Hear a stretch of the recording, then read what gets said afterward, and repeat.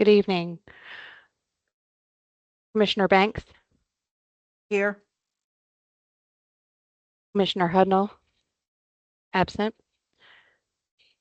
Councilman Gutenberg, Here. Commissioner Miller, Here. Commissioner Whale, absent. Madam Chair, you have a quorum. Thank you. If we would stand for the Pledge of Allegiance. Commissioner Miller, will you lead us, please? Pledge allegiance to the flag of the United States of America, to the republic which stands one nation under God, indivisible, with liberty and justice for all.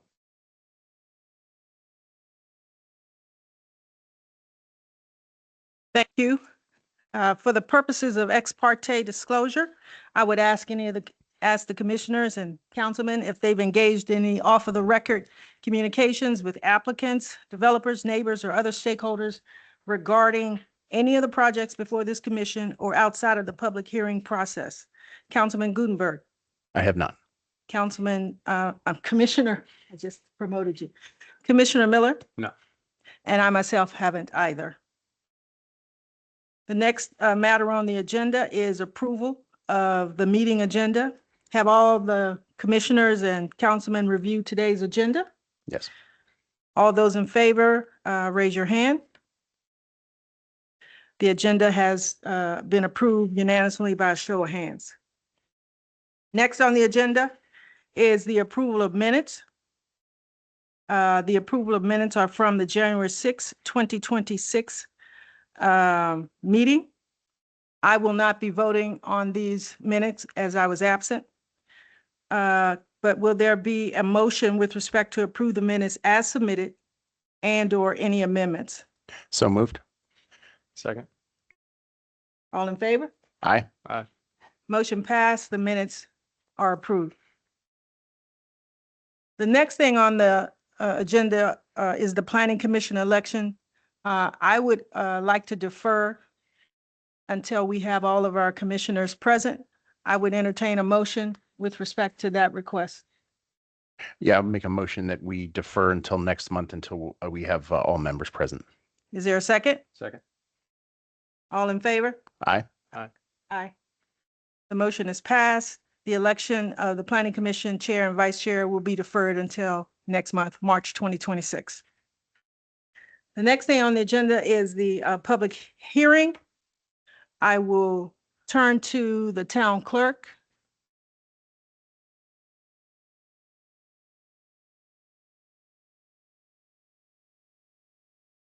For the purposes of reviewing the purpose and the procedure.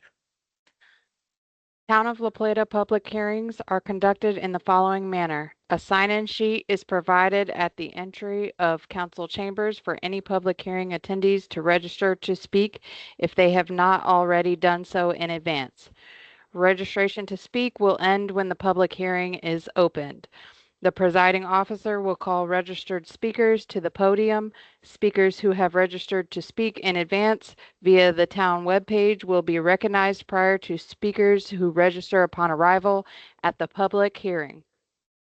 At the discretion of the presiding officer, speakers' comments may be limited to 3 minutes and may not be yielded.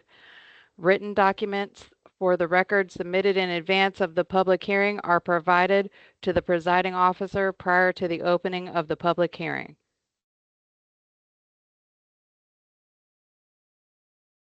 Thank you, Madam Clerk. I would like to officially call to order the public hearing on the zoning text amendment, which is ZTA for short, 01/2026, adequate public facilities at 6:05 p.m. Madam Clerk, could you inform me as to whether there's a list of people who have signed up to speak this evening? There is not. Thank you. At this point, I will turn the presentation, the next agenda over to the staff, Director Dooley, Town Manager Stevens. Yes, ma'am. kind of give you a brief summary of the last meeting and where we're at today. At the last Planning Commission meeting on January 6, 2026, zoning text amendment 2026 was introduced to the Planning Commission, and a public hearing was open on the matter for public feedback. During the meeting, the commission asked several clarifying questions concerning the proposed text changes in zoning text amendment 01/2026. Although no commission changes were made or directed to staff with regard to the proposed modifications to the ordinance, the commission did discuss the following potential changes as part of the zoning text amendment ordinances modifications. The first was to incorporate language requiring the town to specify the formula to be used to identify how the 80% water and sewage capacity for the town is calculated. Two, the town should incorporate a reporting requirements by yearly on water and sewage capacity for updates to the community to use as part of the adequate public facility study for new projects. Those updates would occur approximately every 6 months conceptually. The commission also discussed potentially aligning expiration dates for water, sewage, and school seating capacity allocation. So there's consistency. Right now, there's some dissonance between the time period in which water and sewage allocations would be given versus school seating capacity. And then lastly, the commission was suggested that there might be language to encourage creative mitigation measures within the design of new developments to lessen potential impacts to water, sewage, roads. During the public hearing component of the meeting on January 6th, there were a few comments that were received from the public. One involved making sure that there was a grandfather clause within the ordinance that would allow for existing projects that have been approved not to be subject to the new APFO requirements in zoning text amendment 01/2026. That is already embedded within the proposed text amendment for the commission's reference. Other public comments concern that there should be provisions for exceptions to the proposed level of service C for street intersections for the road capacity APFO, particularly if some roads like such as Charles Street or other roads or streets within the town already exceed level service D, recognizing that some of these roads may be unable to be brought up to a level of service C, or that the mitigation measures would be so expensive that an applicant would be unable to pay for the road improvements and discourage development. It was also discussed that the town should align with the county concerning school seat allocation provisions, which staff is intending to do as part of the zoning text amendment. And then also that the public should have additional opportunity to review and address the commission on the zoning text amendment as changes are made. Of course, we've kept the public hearing open for tonight's meeting, and staff is recommending that we do the same for the next meeting as well, for March 3rd, so that the public has the ability to address the commission at any time during this process. The commission should also be aware that on January 3rd, the town council, during the town council meeting, the council had an opportunity to discuss the draft APFO and ask questions of staff to sort of better understand what the proposed modifications in the draft ordinance currently are. The council seemed to be happy that we're making good progress on the APFO. They were particularly satisfied or liked and interested in having proposed article 10 within Chapter 191 required the town to regularly report on existing water and sewage capacity allocations. That was kind of seemed to be the theme during that night, but we did answer council questions. There's no specific direction, but it was just more for informational purposes and to get clarification from staff on the state of the draft zoning ordinances.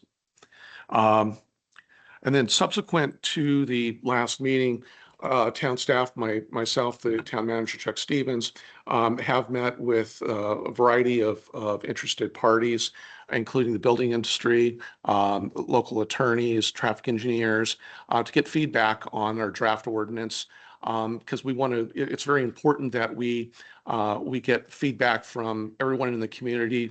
Each has their own specialization and concerns, and to be able to make sure that we're drafting an ordinance that is not only viable, but also works for the general community.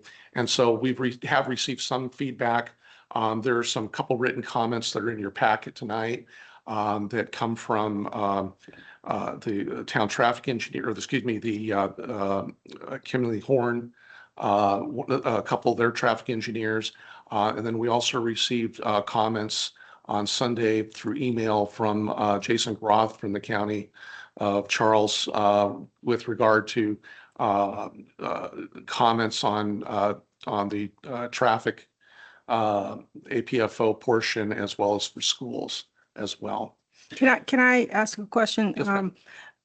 As part of this broader outreach, I heard you say that some written comments are a part of the packet. Mhm. Any additional conversations that you've been having, are they also going to be included in the public record?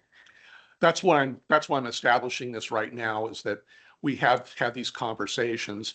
I will tell you that we had conversations with a couple local attorneys on our APFO, and I know Mr. Stevens spoke to the Building Industry Association on the APFO as well. So I guess what I'm asking is the specifics with respect to the conversations, not just the fact that you had the conversations. Oh, I'm sorry. Answer that. I think the short answer is yes. We've asked everyone that we've talked to please follow up with us in writing so that we can make it a part of the public record. And we've explained very clearly that anything they give us will be made a part of the public record. Excellent, thank you. And then finally, at this point, staff has not received specific and direct feedback from the Planning Commission with regard to any particular changes. So as we go along tonight in the future, we are looking for specific feedback from the commission as far as changes that the commission feels is appropriate that they would like staff to make. With that, staff is recommending that we do continue the public hearing again tonight to March 3rd to allow for additional public feedback, and staff, of course, entertains commission direction on the APFO ordinances that we have before you. We have tonight a couple gentlemen from the Charles County School District that are here. They'll be able to answer questions with regard to the school seating capacity. They do have limited time. I think they have to leave here by 6:45. So if the commission could entertain questions to them while they're here tonight, first, I think that would be helpful in moving that forward with that portion of the meeting forward. So with that, I'll turn it back over to you, Chair Banks, with any other questions or comments you have of me. Thank you, Director Dooley. Let me turn to my fellow commissioners. Are there any questions? And if you would, with deference to the school folks that are here, ask your questions to them first. So Councilman Gutenberg. Yeah, I think I would be happy to hold any questions for Mr. Dooley until we've had time with the county school board representatives that are here. Would you like to bring them up Sure. here tonight? So joining us this evening, we have Mike Heim and Steve Andritz from the Charles County Public Schools, and I'll let them introduce themselves to you. And this was a product of the questions that we received from the Planning Commission On January 6th, I believe Counselor Gutenberg recognized the complexity of school construction in the state of Maryland and specifically asked that we get some experts in here to talk about how that happens. So that's what we have aligned for you this evening. Thank you. Thank you.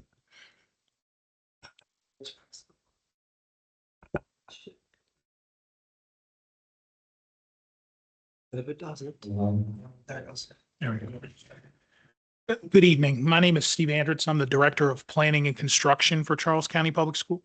Sorry, Steve Andritz, Director of Planning and Construction for Charles County Public Schools. Good evening. I'm Mike Heim. I'm the Chief of Operations and Supporting Services of Charles County Public Schools. So first of all, I'd like to thank you for inviting us out to provide input and answer any questions you have. And I also appreciate the flexibility in getting us up here. We have a town hall tonight. Our Board of Education is hosting a town hall. It begins at 7. So I appreciate the flexibility in working with our schedules. Thank you. So is there any upfront information you'd like for us to be aware of before we start to ask questions? Well, Any precursors to? sure. I would like to say that Mr. Heim and myself have had at least 2 meetings as well as correspondence with Mr. Stevens about the policy changes, about impacts to the schools, about consistency related to a similar APF process to what Charles County follows. We've had a lot of very good correspondence and things I think have gone extremely well. We're very pleased with how that process has gone so far. Anyway, thank you. Sure, I echo what Mr. Andrews said. We just appreciate being invited to the table. We appreciate the fact that Mr. Stevens reached out to us to begin those conversations, and he's shown great ability to work with us on our suggestions and take those suggestions into consideration. And one of the things with the adequate public facilities, not only with the town, but also with county government, that helps us develop along with our current student enrollment at each of our schools in developing our CIP, which we submit to the state and also submitted to the town for approval for our construction projects, whether they are new school construction or doing a renovation and an addition to a building. So it's very important. So again, we just greatly appreciate being involved in this process and be able to provide input, because ultimately any growth that does happen does impact the school. So we just appreciate being at the table. Absolutely. So now let me turn Okay. to my fellow Commissioner and Councilman Gutenberg. Is there anything you would like to ask? Yeah, I think I'll start with we had a lively conversation about this last month, and where I left the conversation wanting some more information and discussion around is the in particular the 6% figure for that proportional kind of allocation. And the thing that I was struggling with a little bit and is that I understand the 6% number comes from the proportional amount of La Plata's population when compared to the county. And where I struggle with it is, I understand that in context of the county, but in context of the feeder schools that La Plata's families' children go to, I would imagine that we have a higher percentage of La Plata population in those individual feeder schools. And then also I've noticed that in our written comments that we got from the county, Mr. Groth was pointing out a similar issue or concern, I should say, about the 6%. So I wanted to just get maybe some refining conversation about that. Sure.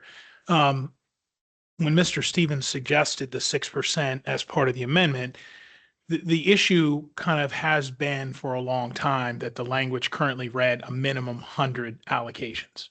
And there has to be a rationale for a starting point. The 6% is obviously tied to the population related to the town versus the population of the county. So it's a factor there. The other thing that becomes important are the limiting factors of the 3 levels of schools. So we run into a similar situation with the county where enrollment counts are done, school allocations are offered, and developments move forward. If in the coming year population has increased due to new homes, turnover, whatever it may be, you may see at the next enrollment count that the threshold is exceeding the 110% state rate capacity. That's the number we have worked out with the county as what we use for allocations. So if that becomes the case, a school is basically shut down in that regard. So there are some safeguards built in because we as the school system have to educate all the students that show up, whether the school is operating at 90%, at 100%, at 110 or 120%. We have to educate all those students. So the safeguard of shutting down a district, if that exceeds the 110%, is something that's already built into the current county policy, but is proposed into the current town policy as well, so that a development would need allocations at all three levels, elementary, middle, and high, so that there are some safeguards there, regardless of, you know, what the population percentage says, but it's all based on that related to the amount of capacity. Hopefully that. So, when you use the term shutting down at 110%, does that effectively mean once a school's allocation is at 110% of capacity, that's when shutting it down means that whether you're in the county or in the town, that no more building permits would be issued, or is it that no more plats would be approved? Does that So make in sense? Charles County, the shutting it down would mean that there are no more subdivisions approved, because you have to, excuse me, I'm sorry, let me back up. In Charles County, it would mean a subdivision is approved, but there are no allocations. So they basically have to wait until capacity is open.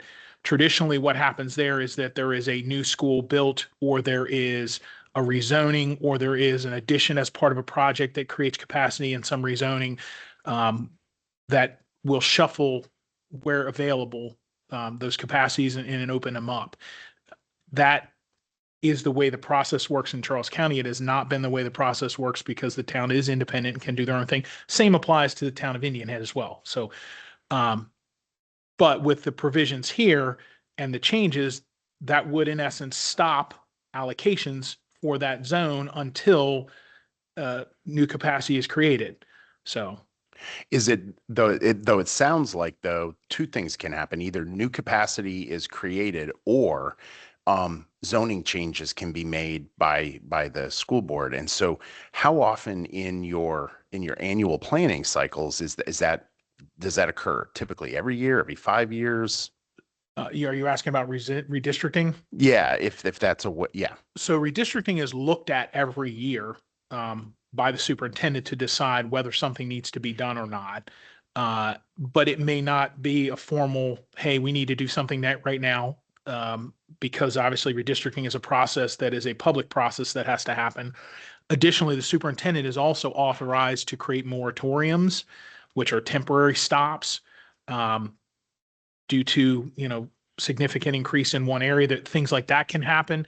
Traditionally, we like to do rezonings when we're tying them to a new school or a major renovation expansion project. But we have done them in the past where they are just about adjusting capacity. The other thing we will do is, if we have not done much at a particular level in a while, we may look at a comprehensive redistricting. We did that in 2019 at the elementary level. We did it in 2021 at the middle school level, and we did it in 2013 when we did the high school for St. Charles High School. So if it's been a while, it can be a look at all of it. But again, it's open to what the committees decide to do, and then ultimately open to public comment, to the board's decision, the superintendent's decision as to what actually gets approved and adjusted. That makes sense to me. So what I'm imagining then is, in that scenario, I understand the regulation of the capacity, right, rests firmly with the Board of Education, and that when your planning cycle reveals that a school is at its capacity, you either redistrict or you put on pause, or both, right?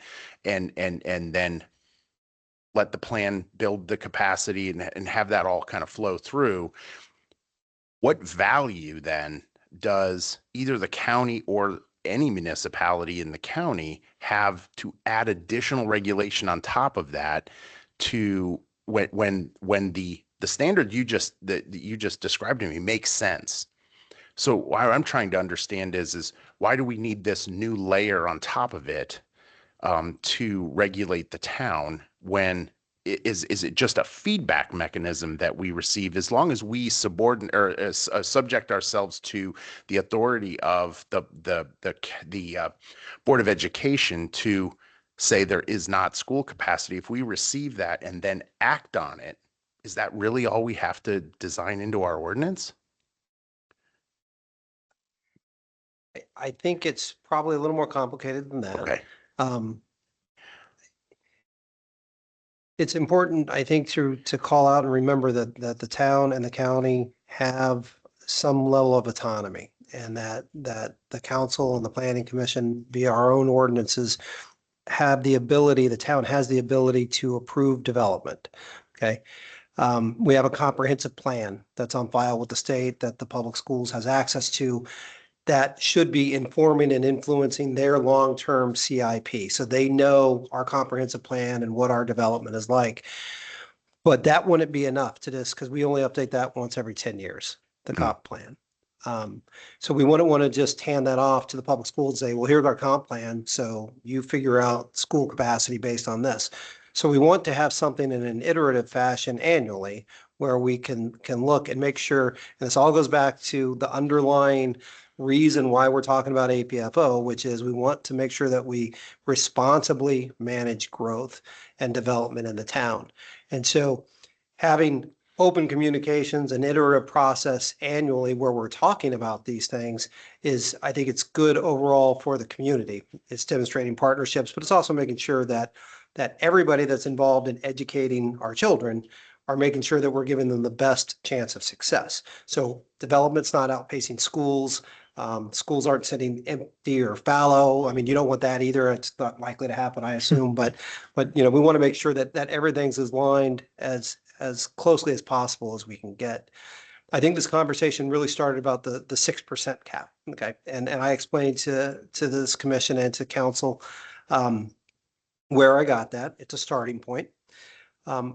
I still believe, and when I went back and looked at the math using last year's numbers, I don't know that the cap is likely to ever come into play. I think it's going to be the lowest capacity at the schools that the town of La Plata residents feed into at the elementary, middle, and high. I think that's going to be the limiting factor on any given year. I really am struggling to see a scenario, and I'm sure it could happen, but is it possible? Yes, but not probable is the way I would phrase it.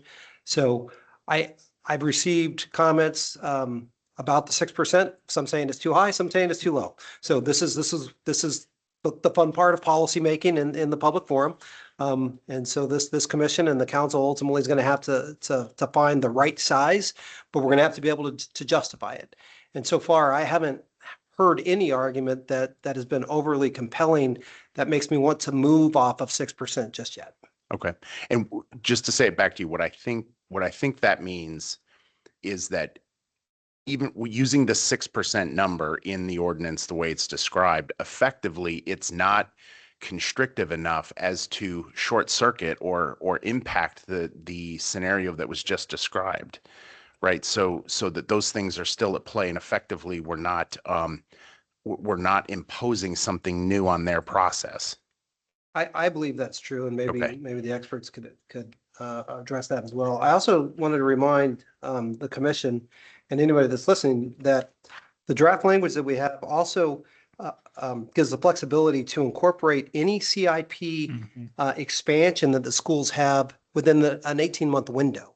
So looking 18 months into the future, if they have something already planned, so we're already at 110, which is the state rated capacity, which is 110%. And then if there's planned expansion within an 18-month window, we get to count that.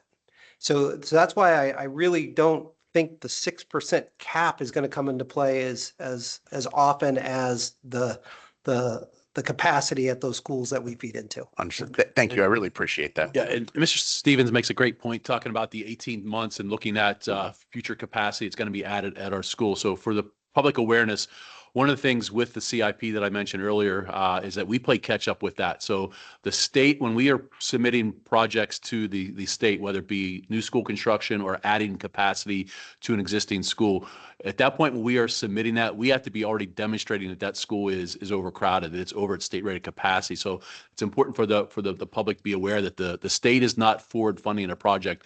It's, you know, it's great for us to work with the county and the town to work on yield factors and enrollment projections.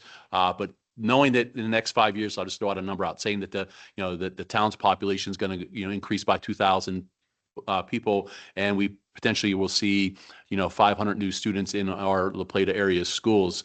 That's great for us to know, but just looking at those projections in itself is not enough to demonstrate for the state to make that commitment for construction funding for us. We actually, unfortunately, have to demonstrate that those schools are already over state rated capacity. So that is one change. We did increase that with the county going to 18 months. Before it was a shorter period of time.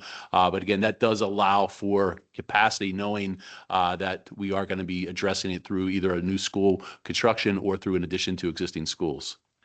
Can I add something on to that? Also to add on to that, like Mr. High mentioned with the catch-up, the existing school has to be over and the new school, whatever adjacent ones that will feed into it, so sort of its zone, also have to be over, so that, as a rough example, if you were talking about 1,000-unit school, you already have to have a sum of 501 kids. You have to be more than 50% overcrowded in those schools. So 50% of your new school already existing at the day you're asking for it. And then they want you to be able to fill the school within 7 years of opening. So those are factors that keep us playing catch up, but it's the rules of the game with the way the process works with the state. So in some ways, the development supports the CIP and keeping new capacity coming, but trying to right size and balance the timing on that, because the process for us from the time we get an approval for starting a project to go through the design, to go through the actual funding approvals and the construction time, those windows can vary significantly. I mean, you can talk about a project that from start to finish quickly can be 4 to 5 years, long can be 10. So trying to match the ability of capital and capacity moving forward with demand based on the student need is important. And that's one of the reasons why we still have as many relocatables as we do, because we need those flexibilities that already exist in that way. The other thing I wanted to add, as we talked about redistricting before, when redistricting occurs, we have representatives from the county and from the town who come in and talk about the developments that are there. They talk to our committees, because one of the things we want the redistrictings to do is to be as effective as possible. We want them being the redistricting committee members, when they create their proposals, to factor in how much growth is going to happen in a 1 to 2 year window and then a 3 to 5 year window, so that we're looking for something that could be effective at a minimum of 3 years, really realistically more like 5. So growth, how much is on the books? What are these subdivisions doing? How many kids do we expect them to generate? The folks from the county are going to know a lot better about that than we are, as well as the personnel from this town would know. So they're informing those the redistricting committee members about that, and taking into account as they move what we call enrollment blocks, which is how the county's divided up. Oh yeah, there's this subdivision here and there's this many kids that are going to come in. So when you move the 20 some existing kids, you got to account for 5 more that are coming because of this development. And so all of that is kind of baked into the process that goes through redistricting, trying to make it as realistic and tied to the effects that we know are going to happen. Thank you. Excuse me, Councilman Gutenberg, Yep. can we do a time check? I just want to make sure you all have enough time. we got more What time. is your Thank you. cutoff? What is your cutoff? I need to leave at 6:45, but Mr. Andrews is able to stay longer. Yeah, I can Okay. stay a little longer. All right, Absolutely. thank you. I'm done. Yeah, thank you. Commissioner Miller? Hey, good evening. Appreciate you Good guys evening. coming out. Yeah, I had similar questions about some of these percentages. Like the 6%, I appreciate the reassurance that it's not likely to be met. Is there a threshold or a criteria, a standard where what triggers a redistricting conversation, or does it happen? It doesn't happen annually. Is there something that triggers it usually? So per our policy, we have to look at enrollment annually. So our September 30th is our official enrollment, and that's the same way across the state. So it's a uniform when that information is submitted to the state. But internally, we look at all of our enrollment at all of our schools after the September 30th enrollment, and then we make decisions from there. If a school is over capacity, we have a couple options. We could convene a redistricting committee, which would be two committees to develop a plan. Or Mr. Andrews had mentioned earlier, we can issue a moratorium where we move students in a particular block that's been identified where there is growth. We would not move kids who are already existing in that. Typically what we've done in moratoriums in the past is we move new growth into those blocks. So kids are already at that school would remain at that school, but we would specify a date, and any student who moves in and a family moves into that block after that date would be sent to a school where there is capacity. And we've had done that in a school that in the town of La Plata, going back in 2016 when Milton Summers Middle School was overcrowded. We issued a moratorium there, and we identified 3 growth blocks. So I think it was July 1st of 2016. Anyone who moved into those blocks after that were temporarily reassigned to Benjamin Stoddard Middle School. And then once we completed, in the process of completing the addition and renovation of Stoddard Middle School, as Mr. Andrews had mentioned, we had done a middle school redistricting. So we actually looked at all 8 middle schools at that time and made adjustments to those zones with particular respect to the capacity issues that we were experiencing at Summers, but also knowing that we had added capacity at Benjamin Stoddard with that renovation. It went from approximately 750 students to 950 students in capacity. We just at our past work session with our board in January, we are issuing a moratorium at Thornton Elementary School. We are over capacity there. So we've identified 3 blocks in the Thornton zone where there is anticipated growth. Same thing again, students are already at Thornton in those blocks will not be moved, but effective at the end of the school year, any families who moved in those 3 identified blocks where there is projected growth would be sent to schools where there is capacity. And we identified those schools as Brown Elementary School and Matula Elementary School. So is there in order to decide that we're going to convene a committee to look at the redistricting, is there a set of data points that you are looking for that when they hit that mark, that's when we convene a committee? Or is it more of an art? So we don't have a specific number in terms of we're at, we use with the county 110% rate capacity for them for the issuing of school seats. We'll look at capacity at that school. We also, which is not considered part of the state rate capacity, we also factor in relocatable classrooms that may be on those campuses, or if another school that has capacity has relocatable classrooms, we will factor that in. What we look at is what the impact is having on the level of instruction that's being delivered at those schools. So we look at classroom size. So for the elementary, middle, and high school, we have kind of a set metrics for classroom size. And when we get over that, we look at how we can address that with additional staffing, if the funding is there for additional staffing, or how we can address it on campus if there are already relocatables by cutting down on the class sizes for a particular grade level by adding an additional teacher. But as far as a specific number, it's just starting to look at how it's impacting instruction at those schools, how it's impacting the scheduling of lunches, because the point where you get too many students, the cafeterias obviously are designed for a number of students based on the square footage in those cafeterias. So when it starts impacting the school where they have to have additional lunches, which impacts the administration and supervision of those lunches, but also affects the schedule of students when you have to create those additional lunches. So, and then you look at hallways based upon the width of the hallways. We don't want to be a situation where it's creating a safety issue at schools based upon too many kids in the hallways as you have movement from classroom to classroom or arrival and dismissal times. We also have to look at, can we accommodate as the growth occurs at those schools? Can we accommodate additional buses being at those schools, because our parking lots were designed based upon the capacity of the schools and how many buses it can handle, and also the impact it has on student and driver traffic with parents dropping off students. So those are some of the factors that we looked at. But as far as a specific number, there's not a number, but we start looking at how it affects the instruction delivered to school and also the safety and security of students and staff at the school based upon the number of students there and the design for that building. And Steve, if there's anything you want to add? Yeah, I would say, as Mr. Heim is summing up for you, it is kind of an art. There's not one factor. And sometimes the answer may be, yes, this school is overcrowded, but we're not going to move any of those kids now because next year there's the redistricting that's going to impact them. And so we need to help them get through the year, whatever that means. And we went through a situation like that with Arthur Middleton Elementary School before Thornton opened because the redistricting was coming and they were going to see a significant drop in students, but we had to help them with some temporary measures to get through a year. So it is kind of a fine art. Now, obviously, when you're talking about a new school, you have to create a zone for them, and that's a very easy thing to do. When you talk about that, we establish those zones a year ahead of the school opening so that there's more than adequate time for the public to be informed of what changes may occur.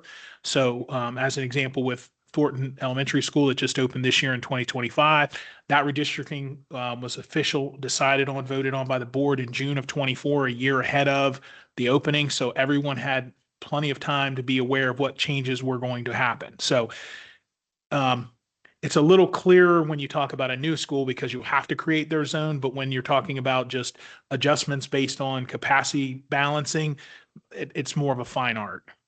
Okay, I appreciate that. Yeah, I was just trying to get a sense of how much can we,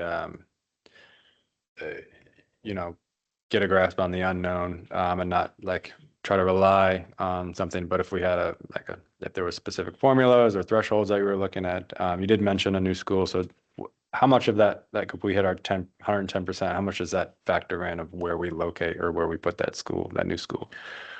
So there's a lot of factors when it comes to locating schools. One of the first factors is that you have to get approval by the state in order to have it be a school site. And they're looking at priority funding areas. They're looking at public water and sewer service.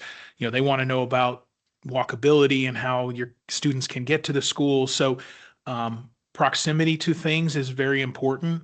And the PFA and the water and sewer are critical for us. I can guarantee those. And of course, then for us also where land is available, we also have to consider, traffic areas around that. So the infrastructure around it, so the roads that support that. And again, is another key factor Stephen mentioned is, access to public water and sewage. So, the further the school is off of the property, off of those existing water and sewage lines, things like that add to the cost of construction. And we do have some inventory of school sites that we already have. There is one within Heritage Green, which is now Pine Grove. There is a school site for an elementary school within there. That was part of the original annexation agreement from the early 90s. And we do have several other sites around the county, not necessarily in the town. So we do have sites for future, but it's a matter of where is the growth pressure the highest as to, let's say the next elementary school. If the growth pressure is higher here in the town, it may be here. Or if it's higher in Waldorf, it may be on the site we own up on Western Parkway. So it just depends on where the growth pressures are the greatest as to what is the next potential school that comes forward in the CIP at that particular level. Okay, thank you. That helps. Yeah. So I have one question, and that is, how does private schools factor into your calculations? They do not. They do not? Nope. Does that include charter schools as well? Charter schools are technically public schools, so they are accounted for.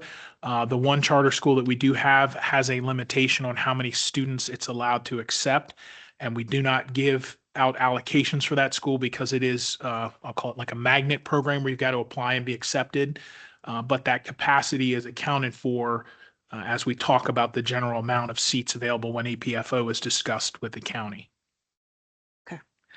And that's one of the things that makes it difficult for us when we are projecting enrollment based upon some families want to have their kids in a private school while they're up to a certain age. So it might be just during the elementary age, but then as they get to the point, particularly students who participate in athletics, at some point we start to see more students coming from private schools in the middle and high school levels because they want their child to participate in athletics and some of the activities besides athletics that those schools offer.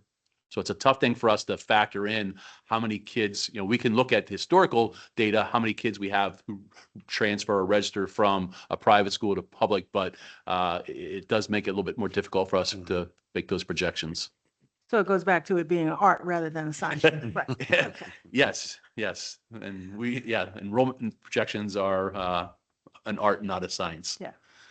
Are there any additional follow-up questions? One follow-up. So I think this will be important for the council to understand is, so I think you have read the ordinance or the proposed ordinance relative to school seats. Do you have any specific concerns if we were to pass this and enact this that you think we should address, or are you essentially okay with where we're headed with this? So I'll make my comment and then let Mr. Heim to make his as well. But no, I believe that through the series of meetings that we had with Mr. Stevens about consistency. I mean, that's kind of been a comment that we've had. Really, it's a lot easier for us as the school system to plan capital wise and laying out what's needed and where, if there is some consistency between the county's APF and the town's APF. And so a lot of what you see here attempts to kind of align better with what the county's does. And I feel like I would support what we have seen. It is a significant improvement in allowing us to be able to be more predictable with what we need to do. Thank you. Thank you, Ms. Hines. I believe we've exceeded your time. I would just also like to add quickly that I also support, I again appreciate the fact that Mr. Stevens has reached out to us and we've met multiple times over this, even between the times when between physical meetings, just going back and forth with emails, and agree with Mr. Anders. It does provide some consistency and it does help us as we develop our CIPs and also as we look at our enrollment projections. And along with the fact that, earlier in the conversation, we were talking about the feeder schools, and, we have several schools within the town limits, but we don't have a perfect feeder system. So no one of those schools at the elementary, middle, or high school are just enrolled with students from the town of La Plata. They all exist, their borders exist in zones outside of the town. So to be able to have both the county and the town and have the ability to look at both of these documents but also provide that input.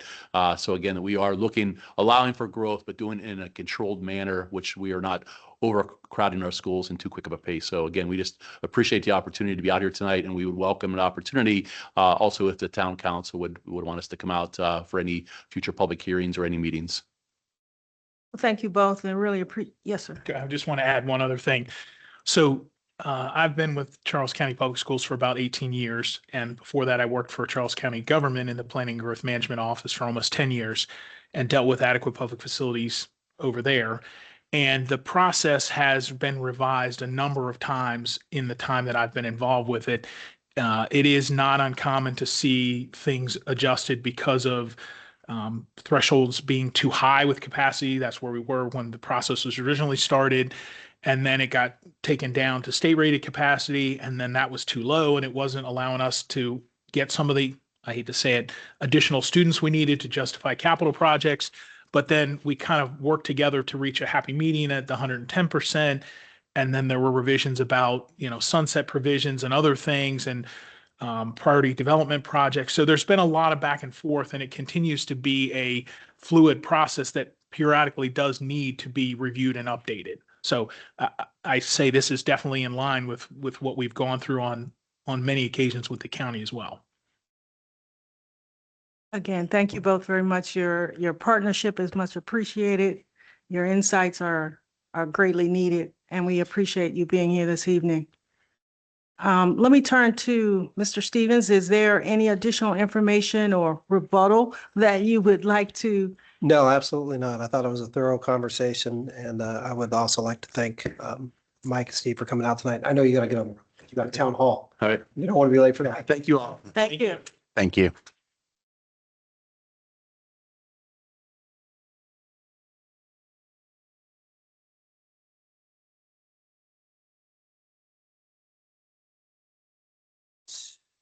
So, thank you, everyone. I think, let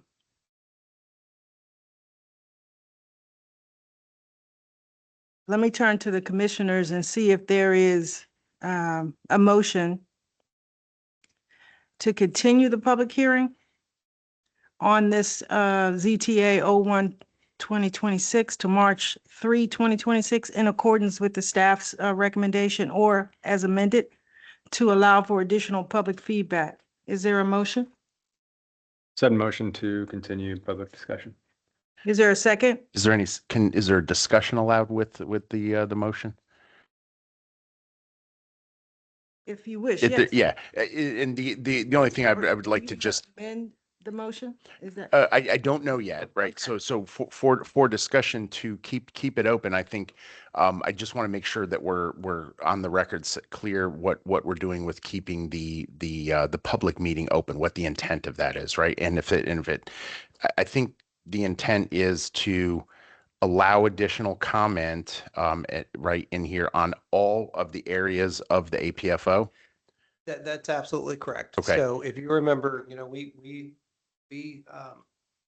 distributed this information in December right before the holidays. Yeah. We came in front of you in January and said, it is not our intent to try and, slip this in under the radar over the holidays. We want to make sure that we have a public conversation about this. What I would expect over the next month is that staff is going to go back and look at all the comments we've received. And we're going to analyze them and assess them in alignment with the guidance that we've already received from the commission and the council and start to refine that. I would expect that your March packet is going to look a little bit different. I would expect to see some red lines in there with some proposed language changes across all areas of the APFO. Okay. Thank you for that. And I appreciate your indulgence on that, because that was really my question was really around whether or not that had any bearing on how the staff proceeded. So with that, I will second the motion. Thank you. Chair, if I may, just for my edification, I have your comments, the commission's comments from the last meeting. If there's any specific thing in the ordinance, particularly dealing with water, sewer, roads, that the commission at this point would say, yes, staff, we would like you to specifically think about this, or if maybe there's something else since the last meeting that you would like us to specifically work on for that direction, that would be helpful in addition to the other comments we've received. Thank you. I would just say from my experience in regulatory legislative areas, it's not uncommon to have a 30, 60, 90-day public comment period.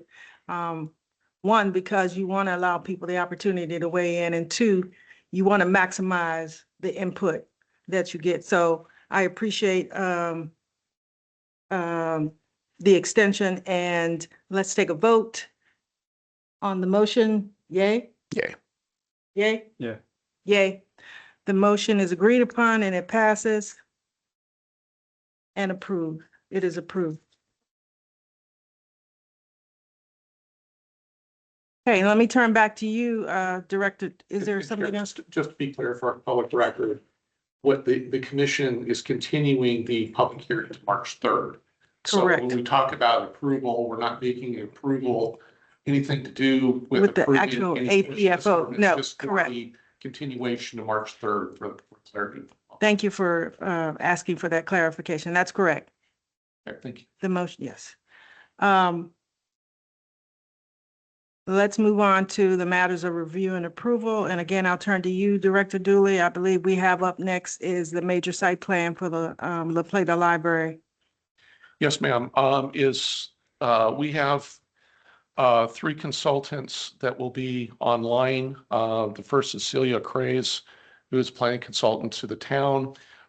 If she is online, she can begin the presentation. We also we're expected to have now or around at 7 o'clock, the traffic engineers who help work on this project.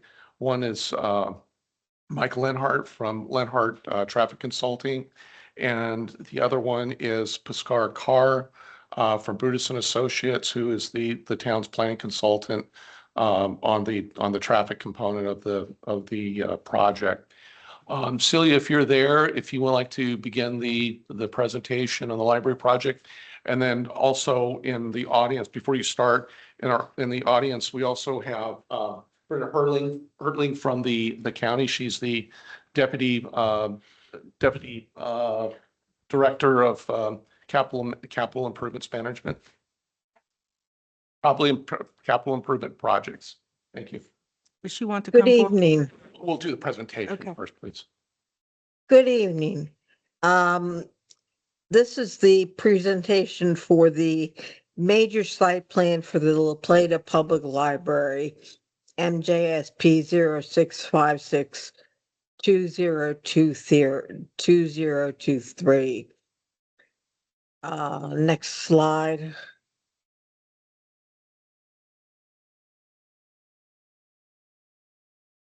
As you can see, the site plan shows I'm afraid I don't have can you see this? Yes. Okay. This is the library. This is the upper lot, and this is the lower auxiliary lot. I can't see. I'm trying to, next slide, please. This project has had quite a history. It started around 2020 when it was decided that the existing town library did not have the spatial needs necessary to satisfy the county's library requirements. And so Charles County, along with the town of La Plata, began to partner to come up with a site where it would be adequate for the new library, along with the parking. The town purchased 3 parcels, entered into a 99-year lease agreement with the county for the development and use of the new library. And the town later purchased 2 additional lots for the supplemental construction of an additional parking lot to the south of the Talbot Street extension. Oops.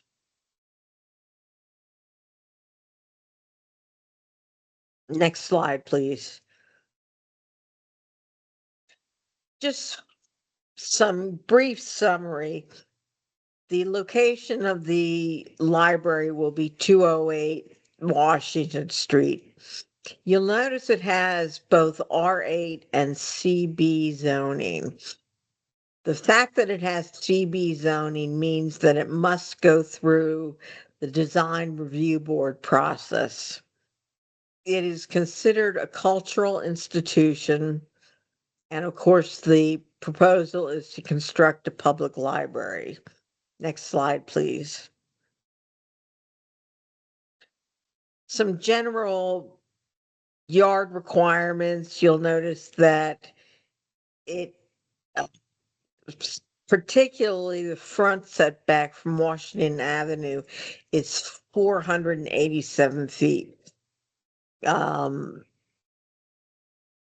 it's set quite a bit from the Washington Avenue frontage. Next slide, please. The design review board looked at the library design, and on November 9th, 2022, the DRB approved the library. Next slide, please. Just some basic information about the library. It has a building area of just shy of 28,000 square feet. The maximum capacity is 471 persons, and the minimum parking is 157 spaces in 2 parking lots.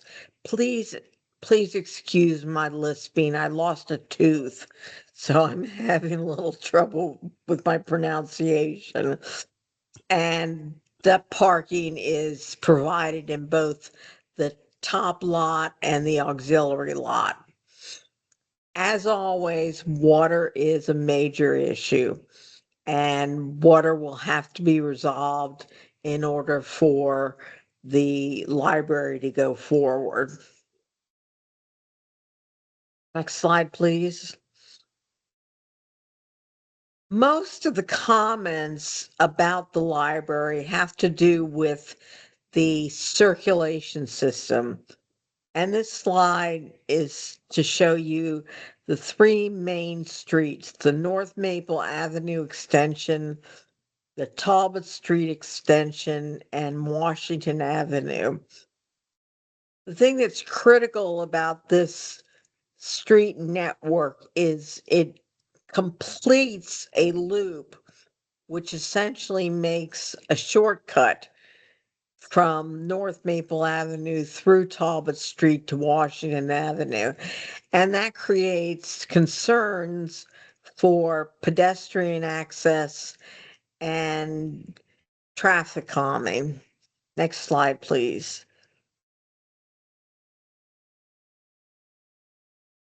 There are street and sidewalk extensions proposed. There will be a continuous sidewalk, curb and gutter along Talbot Street and North Maple Avenue road extensions. The town has suggested a CIP for sidewalk improvements from the new parking lot to Charles Street to be completed prior to the opening of the library, and that will be a town CIP project. Charles County has agreed to construct curb gutter and sidewalk on the east side of Washington Avenue, north of Talbot Street. So this completes a pedestrian system which will allow pedestrians and users of the library to move freely around the library without having to walk into the streets. Next slide, please. Traffic impact was also a concern. There were the Lenhart Traffic Consulting, which was engaged by the county, did a study and found that most of the intersections operate at a level of D or better. Level of D is considered the lowest level at which intersections are considered to be functioning. However, at Maryland 301 and 222, 301 and 6, and 6 at Washington Avenue, they will experience higher traffic congestion, which means some of the movements will experience level of service E. Linehart has suggested that we update signal timing in these intersections to try to improve the movement of the traffic. There's also a suggestion to consider extending the left turn lane from eastbound Maryland 6 to Washington Avenue. This will allow for more queuing of vehicles as they're trying to make that turn. Because these are state roads, the town cannot condition these improvements as they impact state roads. We will have to work in concert with the state to try to get these improvements made. Next slide, please.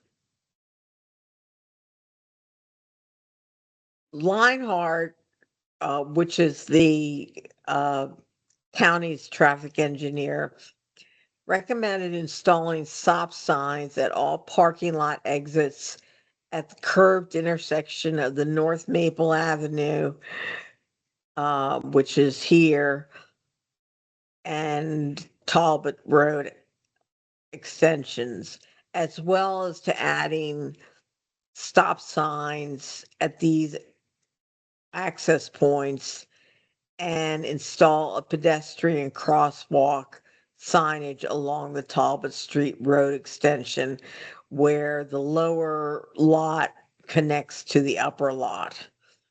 Next slide, please.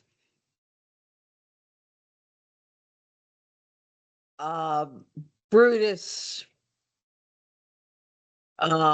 would, who are the town's traffic consultants, added some additional recommendations.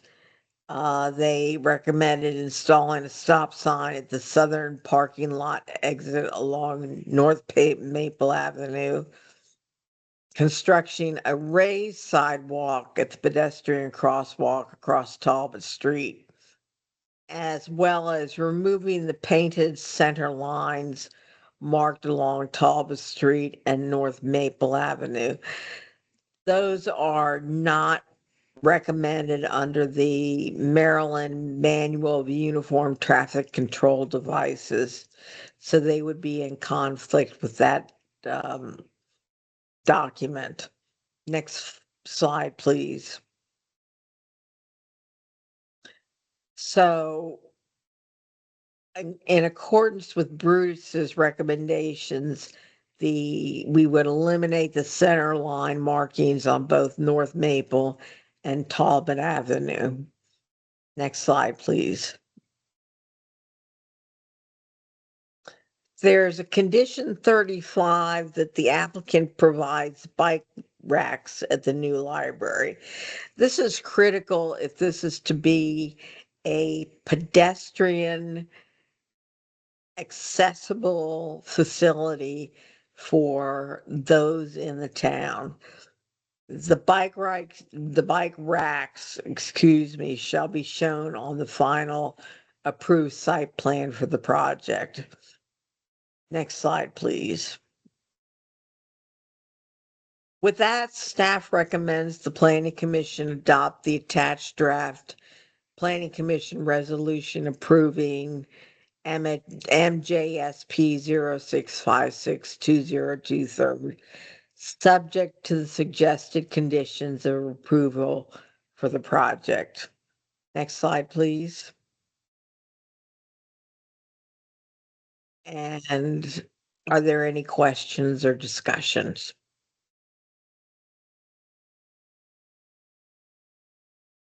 So prior to any questions, should we turn to the county? Yes, ma'am. Give Ms. Hertling an opportunity to address the commission with any comments that she has. She may wish to introduce her traffic engineer, should be online. Again, the town's consulting traffic engineer, Bhaskar Park from Brutus is also online or should be online. Good evening, commissioners. Is this on? Yes. Okay, great. My name is Britta Hertling, and I'm the Deputy Director for Capital Project Management within the Department of Public Works for Charles County Government. And online I have Candace Stretcher. She's the project manager for this project, and also Michael Leonard, who is our traffic consultant. And I just wanted to thank Celia to do the presentation on the library, and I really liked the image she chose for the history because there's quite a complex history. There's been a lot of staff changes on the county side and on the town side as well. And I want to thank Celia and Dawn for truly working with us on collaborating with us on getting this in front of you today.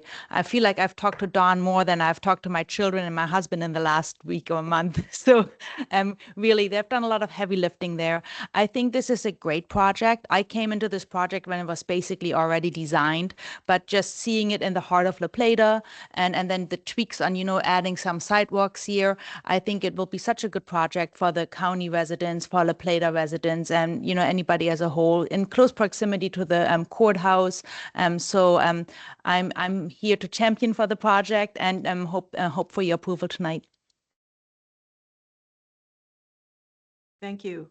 Director Dooley, do you have anything to add? No, ma'am, I just wanted to clarify, Mr. Lee, you'd read the conditions of approval. Do you have any comments or questions? I wish there were less, but no, I don't have any comments at this point. Right. think I just want to make sure that she's read that condition. Thank you. I have nothing further to add other than to also to reciprocate and tell you that Ms. Hertling and her team have been wonderful to work with. I think we've made this project, you and I, really happen. And I think we have a great project to now to present to the commission for approval. We've spent a lot of time going over the project and conditioning the project appropriately to ensure that it's the quality development that we believe it is and that will be constructed for the town. Thank you, sir. Let me turn to my fellow commissioners. Commissioner Miller, any comments, questions? Just for clarity, thank you for coming, by the way. The town would be responsible for the updates needed for the various roads that might be adjusted, that was presented in the. Yes, sir. I think I know what you're asking. So what will happen with this project is that the county will be extending Talbot Road to the east and North Maple Avenue to the north. And they will be making full street improvements to those road extensions, as well as to Washington Avenue under the county standards for the frontage on the libraries. That's a county road. Staff believes that that there should be a connection between where the county road improvements for the parking lot along the south side of Talbot on North Maple Avenue. There should be a connection to complete there's about a 900,000 foot gap between Charles Street and that Southern Library parking lot.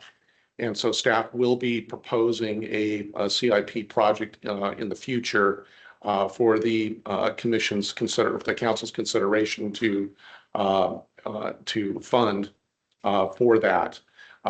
We have incorporated, staff has incorporated within your resolution. It's the third recital to the end on page 2 that recommends that the commission concurs with staff's CIP recommendation for a CIP project to fill that sidewalk gap between the Southern Library parking lot on North Maple and Charles Street to provide additional support for that particular project in the future. I don't have a specific date when something like that would start. However, I can tell you that the intent is for the town to work with the county and their contractors who will be building the sidewalk and tearing off of that contract so that while the county's construction crew out there building the sidewalk, when they finish the portion for the library parking lot, they would carry on to complete the road work all the way down to Charles Street to make that connection. And what the goal is to have the connection made so there's full street improvements, or at least along that west side of North Maple, to provide a complete walkable connection between Charles Street and North Maple Avenue up to the library by the time the library opens or the issuance of a certificate of occupancy for the library. Okay, thank you. As far as the traffic study, I think one of the conditions language says like partner and collaborate Yes, with sir. the state. Like, is there any way to kind of strengthen that? Like if there's nothing that comes back and the traffic is still an issue, I mean, we would be approving that with no way to enforce it in the future, right? We have no ability to enforce that right now as it is because it's a state road. All we can do is to make that request. Ms. Hertling and I felt that by partnering together and sending the SHA, State Highway Administration, a letter with the recommendations in the traffic study, that having multi-jurisdictional requests for SHA to make these improvements would help our chances to help mitigate some of these impacts that Leonard Traffic has identified in the traffic impact study. So we felt this is the best approach to do it. In the long run, if the SHA says, thanks, but no thanks, we can't ask them to do any more than that, other than to consider it, but we feel that multi-jurisdictional support would help facilitate that action from them. Okay, that was kind of my next question. What would be your recommendation to the commission if the state comes back and say, we're not supporting this? There's nothing, Commissioner Miller, there's nothing we can do. This is basically, it's an interjurisdictional collaboration is what we're trying to achieve. But at the end of the day, if the state says, thanks, but no thanks, there's nothing more that we can do. We have no control over the state highways. Okay. And then where would this fall in line of water allocation? Does it just fall right in the queue, or does it jump potential revenue generating projects, or where does this fall? Well, again, we would have to first have water allocation to serve the project, and when we have that, then they would be put in the queue for water allocation. Okay. And I think we discussed this last time, but it just goes right in order. Yes. Thank you. Councilman Gutenberg, any questions? Yes. So this project is the culmination of a number of years, as you pointed out, and it is very exciting for the town. And a couple things I wanted before I make a couple of just clarifying statements related to some of the goals and the specifics that with the SIP project that you talked about, Mr. Dooley. The town of La Plata has made substantial investments in this project as a partner in the 5 lots that were procured during for the site selection for the library. And I think that represents, the town's investment in the library. The county's investment in the library project is significant as well. And I think that over the years as I've watched this project kind of progress, right, it's exciting.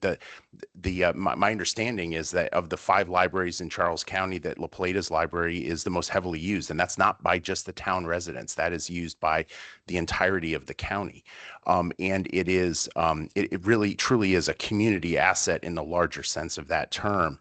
And so I think that the importance of all of the conditions that are here really are us, fulfilling our role to drive to what the vision of this was, right? So the site selection that was made by the committees, by both at the county level and the town level, the agreements that were made, those significant investments, which also included, by the way, investments by the state, were really about it being in La Plata's downtown walkable core. Right. And I think, we did go through a continuance last month, but what brought us here and where we now have a project that is much more refined and much more in line with that vision is these last things that were put in here. And those represent, to me, us really ensuring that we achieve that goal that was originally set out by folks that aren't even in this room, to get this library in this state. And so,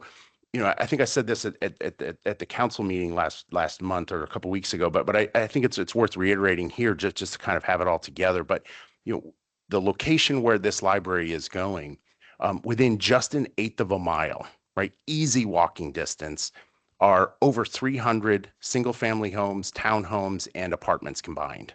And if you expand that out to just to a 1/4 mile, right, it more than doubles that. So it's a little less than 800 residential units of those 3 kind of categories, and most of them, not all of them, but more than half of them are on the side of the railroad tracks that don't have sidewalks connecting to it.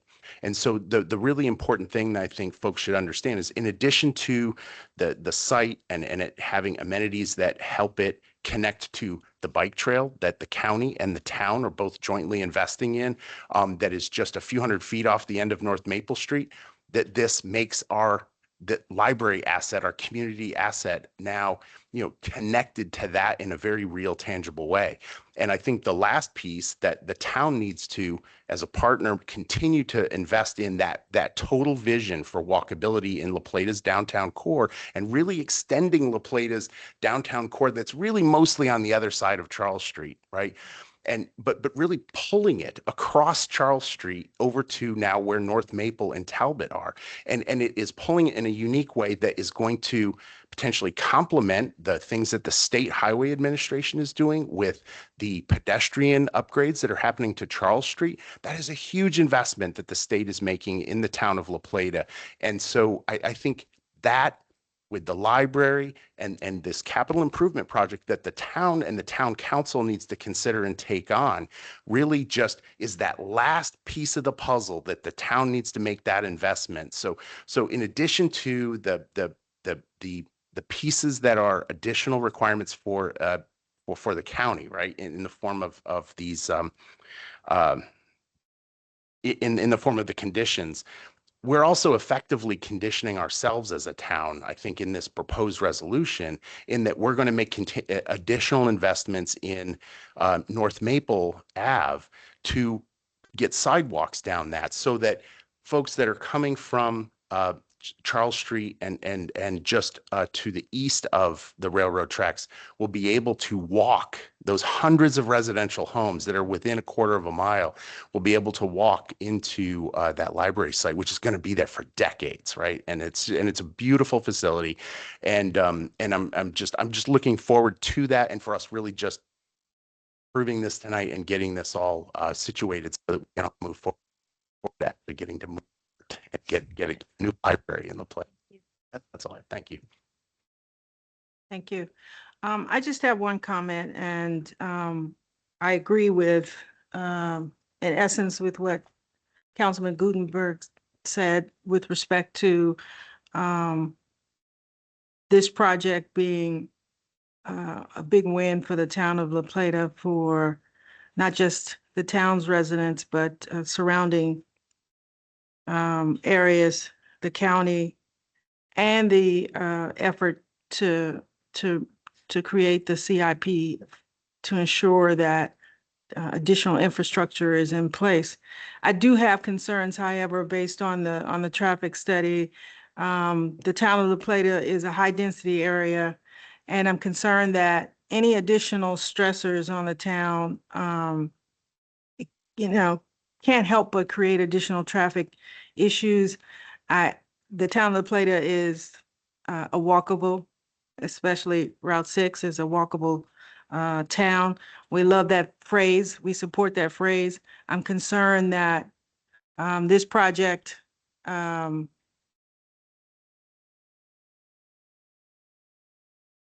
may cause that to be less of a real phrase. However, I am supportive of moving the project forward. I would also like to comment on what Commissioner Miller said with respect, or continue to pull that thread with respect to how do we move forward should the state not be willing to work with us in the areas that we need. Let me go to the county and ask their representative, and is it Hertling? Hertling, yes. Hertling.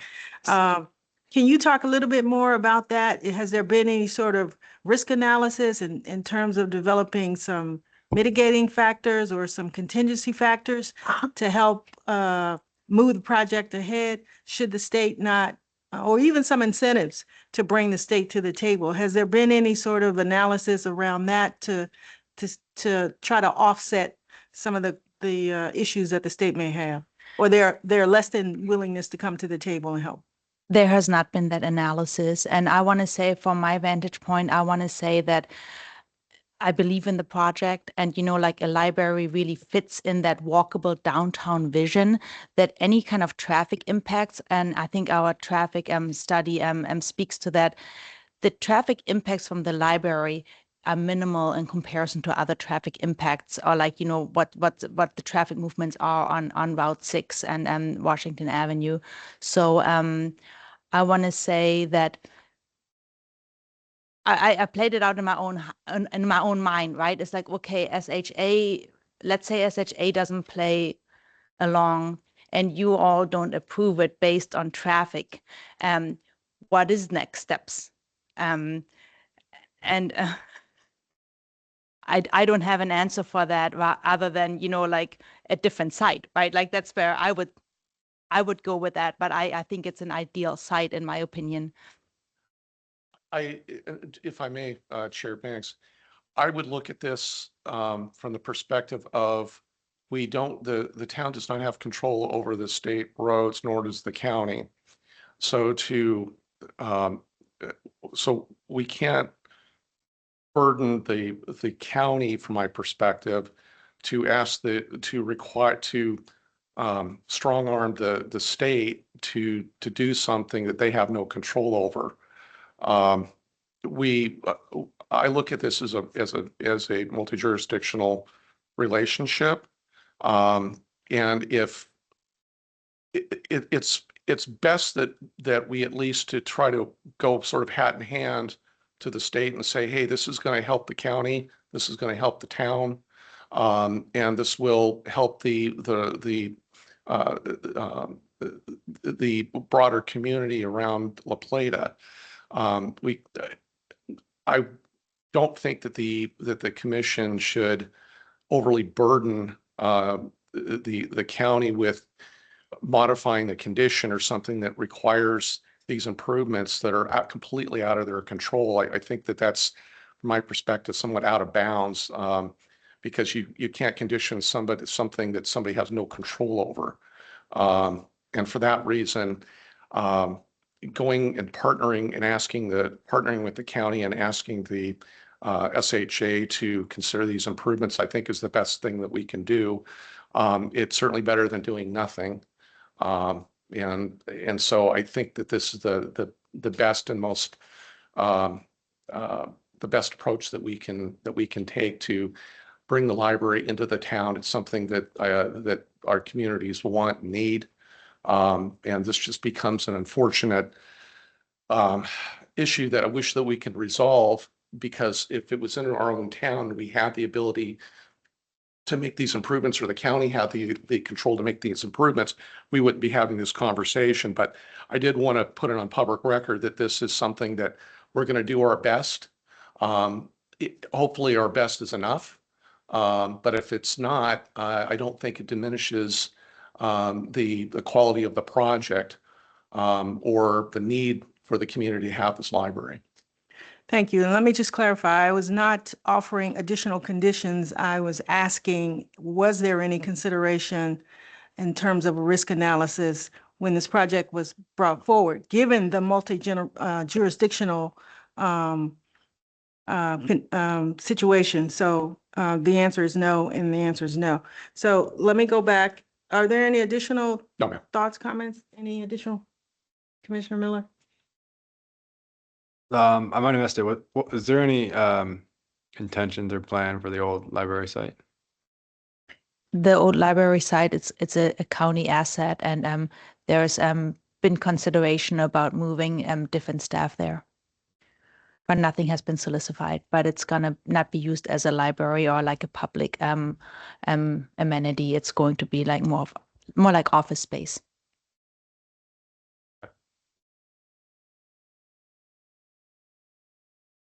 Hearing no additional comments or questions, is there a motion on the planning staff's recommendation to approve this major site plan 0656-2023 with the suggested conditions of approval? So moved.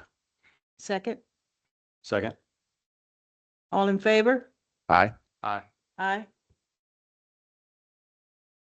The motion is approved. Thank you. Recommendation is approved. Thank you. Thank you, Ms. Hortling. Thank you very much for having me. Thank you, Dawn.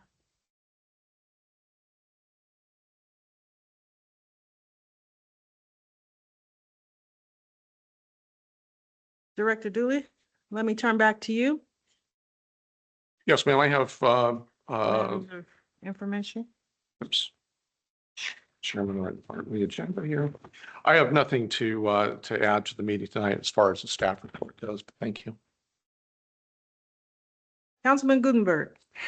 I'll just comment that, I've had discussions with, members of the town council, and I know that they are very much all watching and paying attention to the public record that we are building on recommendations and the questions on the APFO. So I look forward, as we keep the meeting open, to continue in that spirit. And with that intent is to really to help inform the choices that or the decision that will be before the council with the recommendations from this commission, to make some pretty significant changes to the way growth is managed in the town of La Plata. So I'm really I'm encouraged by the work we're doing here, and I know a lot of folks are watching, in particular the council, right, as they get ready to actually take action on what's being developed here. So thank you. I appreciate all of you as well.